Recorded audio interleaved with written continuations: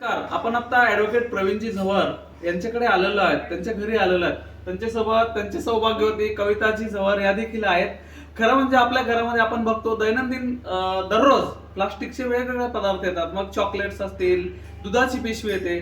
दुधाची पिशवी आपण सेग्रिगेट करतो, परंतु दुधाची पिशवी कट करताना दुधाच्या पिशवीचा जो कोना आहे हा कोना झाडल्यामध्ये जातो आणि कुठतरी तो शेतामध्ये उकिरड्यामध्ये जातो. आणि आपल्या सर्वांना माहिती आहे की ही जी प्लास्टिक आहे 300 वर्षांपर्यंत विरघळत नाही आणि मानवी जीवनासाठी प्लास्टिक अत्यंत घातक आहे. आणि त्यामुळे आपण वेगवेगळ्या स्वरूपामध्ये त्याचं कशा प्रकारचं सेग्रिगेशन करू शकतो या संदर्भात विचार होणं महत्वाचं आहे. मित्रांनो, प्लास्टिक पासून मुक्ती ही शक्य नाही, परंतु त्यावरती उपाययोजना काय करू शकतो आपण हे फार महत्वाचं आहे.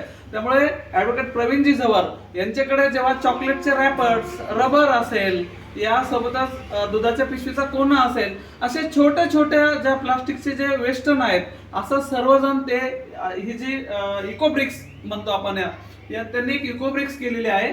आणि या इकोब्रिक्स मध्ये जी 1 लिटरची बॉटल आहे, 1 लिटरच्या बॉटल मध्ये ते हे सर्व टाकत असतात. तर त्यांच्याकडून आपण जाणून घेऊया की आपल्याला ही प्रेरणा कशी मिळाली आणि कसं आपण हे करतो साधारणपणे. पर्यावरण सर्वात महत्वाचा विषय आपल्या सगळ्यांसाठी आहे. हो, पर्यावरण वाचलं तर आम्ही वाचणार आहे, म्हणून आपल्याकडून जे शक्य आहे ते आपण करावं म्हणून हा प्रयत्न आहे. तसंच मी काय करतो, जी कॅरी बॅग येते आपल्याकडे, ती कॅरी बॅग देखील कचऱ्यात टाकत नाही. त्याचं एक स्पेशल थैली करतो आणि ही थैली येणाऱ्या आमचे जे झाडणारे व्यक्ती असतात त्यांना देतो, ते विकतात आणि त्याचे ते पैसे करतात. म्हणजे कचऱ्यामध्ये कुठलंच प्लॅस्टिक नाही, त्यामुळे कुठे घाण होत नाही असा आमचा अनुभव आहे, म्हणून तसा प्रयत्न आहे. धन्यवाद. आपण ऍट सोर्स सेग्रिगेशन हा फार महत्वाचा मुद्दा आहे राज्यभरामध्ये आणि देशभरामध्ये. आपल्याला माहिती आहे की प्लास्टिकचा भस्मासूर जो आहे तो सगळीकडे पसरलेला आहे. आपण जेव्हा एखाद्या गावामध्ये जातो तर स्वच्छ सुंदर असलेलं आपलं गाव प्लास्टिकमुळे अत्यंत गलिच्छ होत आहे.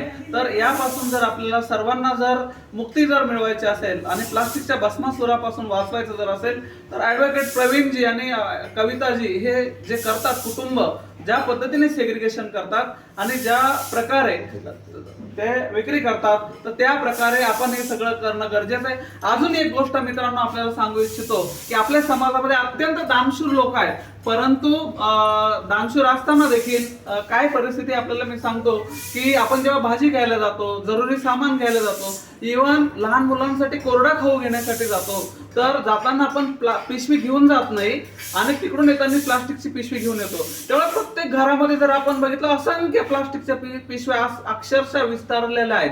आणि यामध्ये सिंगल यूज प्लास्टिक जे आहे ते फार मोठ्या प्रमाणावरती आहे. तर यावरती उपाययोजना म्हणून ऍडव्होकेट प्रवीणजी झवर दरवर्षी मोठ्या प्रमाणावरती अशा प्रकारच्या पिशव्या तयार करून यांचं वितरण करत असतात, ताकी प्रत्येक जण आपल्या घरून ही पिशवी घेऊन जातील आणि घरून घेऊन गेल्यानंतर भाजीपाला किंवा जरुरी सामान त्यामध्ये आणतील. तर आपण त्यांच्याशी वार्तालाप करूया की प्रवीणजी, तुम्हाला हे कसं सुचतं आणि तुम्ही काय याच्यावरती खर्च करतायत?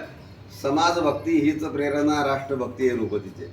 म्हणून मी दरवर्षी 2016 पासून दरवर्षी 3000 थैल्या छापतो. आमचे वकील आहे, कोर्टातला स्टाफ आहे, क्लायंट आहे, गल्ली आहे, नातेवाईक आहे, सगळ्यांना ही प्लॅस्टिक थैली वापरू नका आणि ही थैली वापरा असं प्रत्येकाला विनंती करतो. त्याचा परिणाम अत्यंत सकारात्मक मला मिळालेला आहे.